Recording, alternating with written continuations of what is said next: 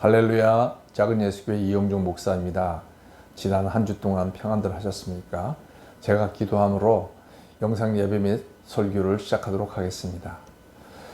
고마우신 아버지 하나님, 저희들 비록 눈으로 하나님을 뵐 수는 없지만 주님 이 시간 저희들 마음을 열고 하나님의 음성을 기다립니다. 하늘로부터 신령한 빛을 허락하여 주셔서 저희들의 어둡고 또 답답한 마음 가운데 빛을 비춰 주시사 저희들의 마음에 은혜가 있게 하여 주시옵소서. 말씀을 전하는 저에게도 성령 하나님 함께 하여 주시옵소서. 예수님의 이름으로 기도하였습니다. 아멘. 오늘은 빌립보서 4장 4절로 7절까지 말씀이 되겠습니다. 제가 봉독하도록 하겠습니다. 빌립보서 4장 4절. 주 안에서 항상 기뻐하라. 내가 다시 말하노니 기뻐하라. 너희 관용을 모든 사람에게 알게 하라. 주께서 가까우시니라. 아무것도 염려하지 말고 다만 모든 일에 기도와 간구로 너희 구할 것을 감사함으로 하나님께 아뢰라. 그리하면 모든 지각에 뛰어난 하나님의 평강이 그리스도 예수 안에서 너희 마음과 생각을 지키시리라. 아멘. 5절 말씀을 보도록 하겠습니다. 너희 관용을 모든 사람에게 알게 하라. 주께서 가까우시니라. 여기서 관용이라고 하는 것은 높은 위치에 있는 사람이 낮은 위치에 있는 사람에게, 또 능력이 있는 사람이 능력이 무능하고 연약한 사람에게 대해서 그들의 잘못이나 연약함을 그냥 받아주라라고 하는 뜻입니다. 그런데 이 관용은 내가 그냥 사람들한테 관용을 베풀었다고 내가 느끼는 것이 중요한 것이 아니라 사람들이 이것을 알아야 됩니다. 그래서 너희 관용을 모든 사람에게 알게 하라. 나는 관용을 베풀었다고 생각하지만 주위 사람들이 관용을 베푸는 사람이라고 여기지 않는다면은 그것은 헛된 것이기 때문입니다. 성도 여러분들은 이제 어떤 위치에 계신지 모르지만 이런 관용을 베풀어야 할 관계가 있다면 먼저 이제 부모와 자식 간의 그런 사이에서도 이제 이런 것들이 필요하겠죠. 부모는 항상 자기의 자식들을 어리기만 보기 때문에 항상 자식들이 하는 일이 마음에 안 들고 답답하게 여길 때가 많습니다. 그래서 그러나 이러한 관계에서도 관용을 베풀어줘서 자녀들이 부모에게 쉽게 나아갈 수 있도록 그렇게 해야 되는 것입니다. 자녀들이 성도 여러분에 대해서 어떤 평가를 내리고 있을까요? 우리 부모하고는 말이 안 돼 라는 혹시 그런 평가를 성도 여러분은 듣고 계십니까? 부부 사이에서도 관용이 있어야 됩니다. 항상 부부는 서로 평등한 관계 있지만 어떤 의견 충돌이 일어날 때 보면 서로가 상대방에 대해서 자기의 생각이 더 우월하다고 강요하는 것을 보게 됩니다. 그래서 서로 점점 부부가 말이 없어지게 되죠. 성도 여러분, 내 상대방의 배우자가 우리 남편은 참 내 말을 잘 들어줘 라는 그런 평가를 성도 여러분 듣고 계십니까? 또한 직장 상사와 직장 내에서도 동일한 현상이 있을 수 있습니다. 직장 상사는 부하 직원에게 관용을 베풀어야 됩니다. 항상 직장 상사는 부하 직원들이 마음에 안 들죠. 아무리 부하 직원이 뛰어나다 한들 직장 상사의 그런 연륜과 능력을 따라갈 수 있겠습니까? 성도 여러분 중에 직장에서 상사의 그런 지도자의 위치에 계신 분들을 압니다. 성도 여러분들은 그런 직장에 있는 부하 직원들로부터 우리 그 원장님은 또는 부장님은 참 우리들의 얘기를 잘 들어줘. 우리들이 좀 잘못해도 잘 받아준다는 그런 평가를 부하 직원들로부터 듣고 계십니까? 성경은 우리들에게 너희 관용을 모든 사람에게 알게 하라. 내 생각에 그냥 관용을 베풀었다고 되는 게 아니라 주위에 있는 사람들이 그렇게 인정을 해야 된다라고 말씀하고 계십니다. 참으로 이 부분을 생각하면 저 이용종 목사도 부끄럽기가 짝이 없습니다. 저도 항상 저의 올바른 제 생각이 옳다고 생각하고 제 판단이 옳다는 생각을 가지고 많은 사람들을 대하고 있는 것들을 보게 됩니다. 물론 자신의 의견이나 또는 생각을 지키는 것은 중요하지만 그러나 나랑 생각이 다르고 또 부족한 사람들에 대해서도 성경은 관용하라고 말씀하십니다. 왜 그렇습니까? 예수님의 재림이 가깝기 때문이라고 성경은 말씀하고 계십니다. 우리는 이 땅에 살면서 내 경험을 가지고 내 생각을 가지고 다른 사람들을 판단합니다. 그러나 예수님이 나타나시게 될 때 어떤 일이 일어납니까?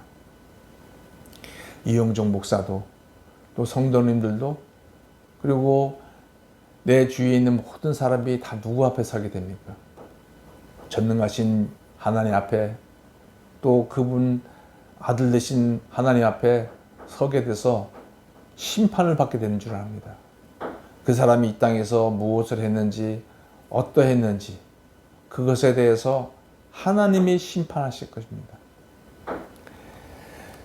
그렇기 때문에 우리는 사람들에 대한 심판, 내 생각에 저 사람은 저게 잘못됐고 저게 잘못됐어라고 하기보단 우리가 해야 할 일은 그 사람의 연약한 점들을 용납을 하고 최종적인 판단은 하나님 앞에 맡기는 것인 줄 압니다. 우리는 이 땅에서 참으로 마음에 들지 않은 일들이 많이 있습니다. 인간관계에서도 많이 있습니다. 그러나 그 사람들을 용납할 수 있는 딱 한 가지가 있다면 그 사람이 죽는다고 생각을 해보십시오. 그 사람이 며칠 뒤에 또는 몇 달 뒤에 죽을 사람이라는 것을 생각해 보십시오. 내 자녀가 또 내 아내가 내 남편이 내 부하 직원이 며칠 뒤에 죽는 사람이라 생각해 보십시오. 그 사람에 대해서 미워하는 마음이 생기겠습니까? 불쌍한 마음이 생기지 않겠습니까? 우리가 이 땅에서 어떤 사람을 미워하고 나랑 정치적인 성향이 다르다고 내가 그 사람을 미워하고 싫어할 수도 있습니다. 그러나 하나님 앞에서 그 사람이 심판받게 돼서 영원한 불구덩이 가운데 들어간다고 생각할 때 우리는 그 사람에 대해서 불쌍한 마음이 들지 않겠습니까? 성경은 예수님의 때가 가까웠기 때문에 그 당시에 많은 그리스도인들 정말 자기들을 핍박하고 어렵게 하는 그 사람들에 대해서 저주하거나 원망하지 말라고 말씀하십니다. 왜냐? 그들의 일생, 하나님을 모르고 살아가는 그들의 일생이 결국 하나님 앞에서 심판받게 될 그들의 일생이 불쌍하게 보고 그들을 받아주라고 사도 바울 선생님께서는 우리들에게 권면하여 주시는 것입니다. 이제 6절 7절 말씀은 이렇게 초대교회 그리스도인들에게 참 너무나 많은 또 기가 막힌 어려움들이 왔을 때 미래가 안 보이는 고통이 왔을 때 그들에게 실제적인 그런 승리의 방법을 말씀하여 주십니다. 그것은 바로 기도이죠. 아무것도 염려하지 말고 오직 모든 일에 기도와 간구로 너희 구할 것을 하나님께 감사함으로 아뢰라. 그리하면 모든 지각이 뛰어난 하나님의 평강이 그리스도 예수 안에서 너희 마음과 생각을 지키시리라. 여기서 이제 아무것도 염려하지 말라. 악한 마귀 사탄은 우리들에게 미래에 대한 불안한 것들을 많이 생각하게 합니다. 일어나지도 않을 일. 그러나 우리 주위를 보면 우리에게 늘 그런 그 부정적인 뉴스들이 많이 있는 거예요. 질병과 사망과 사고, 고통 이런 것들이 우리 주위를 싸고 있습니다. 그래서 우리는 그런 어려움을 당하지 않으려고 애를 쓰고 주의를 합니다. 그리고 혹여나 그런 어려움이 오면 어떡하나 하는 것들이 우리에게 늘 있습니다. 경제적인 어려움, 건강, 자녀들, 내가 하는 일들, 내 사업체, 내 교회 공동체, 또 우리나라와 국가와 연관된 것들 잘못되면 어떡하나 고민이 많이 될 때가 있습니다. 그러나 염려하지 말라. 염려하지 말고 다만 모든 일에 기도와 간구로 모든 일에 기도와 간구로 너희 구할 것을 하나님께 아뢰라. 모든 일에 그냥 기도하라고 얘기하지 않고 기도와 간구라고 말씀합니다. 여기서 기도라고 하는 것은 그 헬라어 원어는 예배하는 기도를 말합니다. 하나님을 찬양하는 거죠. 그리고 간구는 하나님 앞에 정말 무릎을 꿇고 살려달라고 애원하는 기도를 말합니다. 이 두 가지 형태의 기도는 우리들의 삶에 도움이 참 많이 됩니다. 우리가 그냥 나의 현실 문제를 다 제껴놓고 그냥 예배만 드린다면 우리는 잠시 현실 도피를 할 수 있을지도 모릅니다. 그러나 삶의 현장에 돌아가면 염려가 우리를 사로잡는 것을 보게 됩니다. 또 예배 없는 그냥 내 필요만 놓고 하나님 앞에 살려달라고 간구만 하면 늘 마음이 공허하고 불안할 수밖에 없어요. 그래서 하나님 앞에 내가 이 기도하러 나가는데 내가 지금 기도하는 하나님이 누구신가를 알아야 돼요. 하나님은 전능하신 분이고 참으로 능력이 많으신 분입니다. 사랑의 하나님이세요. 우리의 아버지십니다. 그래서 그 아버지 앞에 나아갈 때, 능력의 하나님께 나아갈 때 우리의 마음은 위로를 얻게 됩니다.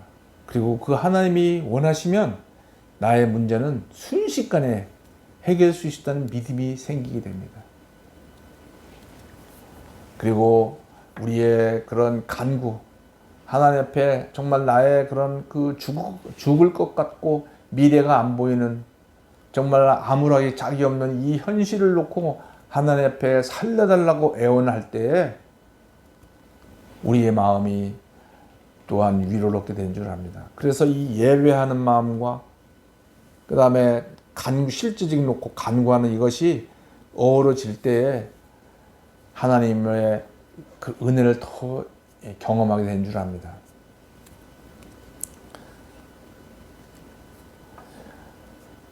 너희 구할 것을 감사함을 하나님께 아뢰라. 하나님께서 우리가 기도할 때 하나님은 이미 우리 기도를 들으셨다는 것을 믿을 때 이 감사가 나오는 줄 압니다.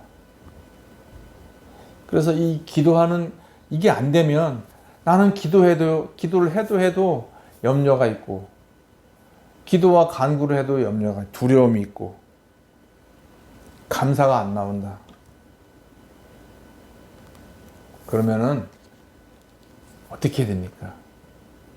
여기서 너희 구할 것을 감사하면 하나님께 아뢰라 하는 것은 일회성의 기도를 의미하지 않습니다. 아뢰라고 하는 것은 이 헬라의 원어에는 한 번이 아니라 그것이 이루어질 때까지 기도하라고 말씀하고 있는 겁니다. 그래서 이 우리말 성경에는 그 의미가 충분히 표현되어 있지 않습니다. 그래서 이 감사함으로 너희 구할 것을 하나님께 응답받을 때까지 기도하라.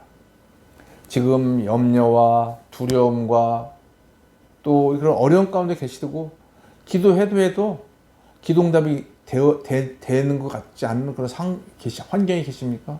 그래서 나는 기도해도 안 되나 보다 그런 마음을 갖고 계시다면은 그 기도응답이 일어날 때까지 매일매일 순간순간 하나님 앞에 끈질기게 기도해 보시길 바랍니다. 그렇게 하면 모든 지각에 뛰어난 하나님의 평강이 모든 지각에 뛰어난 여기서 지각이라고 하는 것은 모든 이해를 의미합니다. 모든 인간의 이해, 인간이 이래야 된다, 저래야 된다, 이것이 최상이다 막 따지고 분석하는 것이 있지만 그런 인간의 생각을 뛰어넘은 하나님의 평강. 하나님은 평강의 하나님이십니다. 그 하나님의 평강이 우리에게 임하게 되는 거예요. 우리 생각에는 내가 간절히 기도하면은 내가 기도한 내용이 이루어질 것이다라고 이렇게 약속해 주시면 좋겠는데 왜 먼저 평강을 우리에게 말씀하실까요? 사실 저 자신도 이 부분을 젊은 날부터 잘 이해가 안 됐습니다. 늘 석연찮게 그렇게 이해만 하고 있었습니다.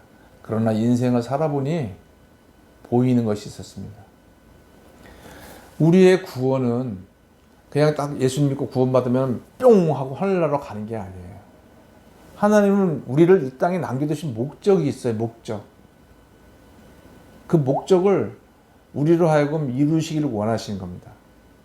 그런데 그 목적을 이루기 위해서는 우리에게 어려움을 주시는 거예요. 어려움을 통해서 하나님의 목적을 이루는 그런 우리 인생이 되기를 원하시는 거예요. 그런데 이 하나님이 주시는 평안이 없으면 그 상황에서 벗어나려고 애를 쓰게 됩니다. 어떻게 하든지 이 상황을 벗어나려고 그러고 도망가려고 그러고 하나님은 우리가 그 상황과 그 환경 가운데서 연단받기를 원하시는 거예요. 그래야 하나님의 그 다음 단계로 우리를 인도하시길 원하는데 우리는 도대체 그 다음 단계가 뭐가 없어. 빨리 이 환경에서 나는 빨리 벗어나야 돼. 그러다 보니까 성경적이지 않은 방법, 그냥 내 느낌대로 그렇게 행해 버릴 수가 있는 거예요. 그러다 보면 결국 악한 마귀 사탄의 올무에 빠지게 되고 죄를 짓게 되고 사람을 해치게 되고 내 마음에 우울감이 가득 차게 되는 거죠. 그래서 하나님은 먼저 우리에게 기도응답을 해주시기 전에 우리들에게 먼저 하나님의 평강을 주기 원하십니다. 하나님의 평강이 우리에게 임할 때 그제서야 어떤 일이 일어납니까? 너희 마음과 생각을 지켜주신다는 거예요. 여기서 너희 마음이라고 하는 것은 우리의 감정적인 면이 되겠습니다. 그리고 우리의 생각이라고 하는 것은 우리의 이성적인 판단을 말하는 것이 되겠습니다. 그래서 우리에게 하나님의 평강이 임할 때 우리의 감정에 따라 행하지 않게 돼요. 사람은 어려우면은 그냥 피하고 싶은 게 우리 감정입니다. 감정이 또는 우울증에 빠지거나 또 막 이렇게 강박증에 빠지게 돼요. 근데 하나님께서는 우리의 감정을 지켜주세요. 우리에게 평안한 감정. 그 다음에 우리의 생각을 지켜주시는 거예요. 사람이 어려움을 닥치게 되면은 이상하게 정말 이 어린애 같은 그런 실수를 하게 됩니다. 우리가 보이스피싱 당하잖아요. 그게 평강한 상태에 있을 때는 그런 것 장난이 와도 그런 게 걸려 넘어가지가 않아요. 또는 대출 받으라고 하는 그런 전화가 와도 평강한 상태에 있을 때는 넘어가지 않는데 너무 사람이 급박하면 그 유혹의 목소리에 넘어갑니다. 제가 알고 있는 한 청년도 건실한 청년이었어요. 대학도 나오고 회사에 다니는 청년이었지만 갑자기 집안이 어려워지니까 도박에 빠진 거예요. 왜? 도박을 해서 한 번에 돈을 벌어서 내가 집안에 도움이 되겠다. 아주 말도 안 되는 그런 유혹에 빠지게 되는 거죠. 하나님의 평강이 우리에게 임할 때 하나님께서는 우리의 감정을 지켜주십니다. 그리고 우리의 생각을 지켜주시는 거예요. 여기서 지킨다고 하는 것은 군사의 용어가 되겠습니다. 그래서 지킨다고 하는 것은 우리가 어떤 성이 있어요. 그래서 적들이 막 공격을 하지만 그것을 막아내는 성 속에서 성을 지키는 거예요. 악한 마귀 사탄은 우리에게 어려움을 줘서 우리의 감정대로 그 다음에 그냥 어떤 수단과 방법을 가리지 않고 그것을 해결을 하고자 하는 그런 조급한 마음을 갖게 하는 거예요. 그래서 성이 그 하나님의 계획을 무너뜨리려고 하는 것이 약한 마귀 사탄의 공격입니다. 하나님은 우리가 어려움을 위해서 기도할 때 어려움을 위해서 기도한다고 하나님은 그때마다 바로 들어주시는 하나님이 아니세요. 하나님은 하나님의 때가 있고 하나님의 방법이 있는 겁니다. 그래서 그때까지 견뎌야 되는 거예요. 그런데 내 마음과 생각이 무너지면 내 스스로 악한 마귀 사탄에게 내 마음과 생각을 내어주면 결국은 내 성이 무너지게 돼서 하나님의 성령이 나를 움직이는 것이 아니라 악한 마귀 사탄이 결국은 나를 죄악의 구렁텅이에 빠뜨리게 되는 것을 경험하게 될 것입니다. 성도 여러분, 좀 딱딱한 말씀이었지만 이 빌립보서 4장 4절로부터 6절에 나온 말씀을 정말 삶에 적용하여 보시기 바랍니다. 특별히 기가 막히는 어려움을 당하셨을 때, 죽을 것 같은 그런 고통이 왔을 때 하나님 앞에 하나님을 그래도 하나님의 무슨 뜻이 있겠지라고 기도하시면서 눈물로 하나님 앞에 예배하시면서 하나님의 평강을 먼저 경험하여 보시기 바랍니다. 어떻게 하든지 그걸 빨리 해결하고 싶은 그 유혹이 들지만 해결하기보다는 먼저 하나님 평강을 주십시오. 평강을 주셔서 제 마음을 지켜주시고 제 생각을 지켜주셔서 하나님의 뜻이 무엇인지 알게 해주십시오 라고 먼저 평강을 달라고 하나님 앞에 기도하여 보시기 바랍니다. 저 이영정 목사도 얼마 전에 어려운 일로 인해서 참 두려움 가운데 일주일 동안 살았습니다. 정말 순간순간 그런 두려움들이 제 마음을 엄습하였습니다. 그런데 이제는 제가 이 말씀을 설교 준비하면서 하나님 제게 평강을 주십시오. 평강을 주십시오. 하나님 평강을 주십시오 라고 순간순간 기도하였을 때 일주일이 지났을 때 하나님께서 그 문제를 해결해 주신 것들을 발견할 수가 있었습니다. 성도 여러분, 어렵다고 그 어려움 자체에 매여서 그것을 해결하기 위해서 애쓰기보다 먼저 하나님 앞에 평강을 달라고 기도하시는 성도님들이 되시기를 축복합니다. 기도하겠습니다. 아버지 하나님, 저희들에게 귀한 말씀을 주셨사온데 주님, 기도하는 저희들을 통하여 하나님의 평강이 저희들에게 임하는 것들을 경험하게 도와주시옵소서. 예수님의 이름으로 기도하였습니다. 아멘.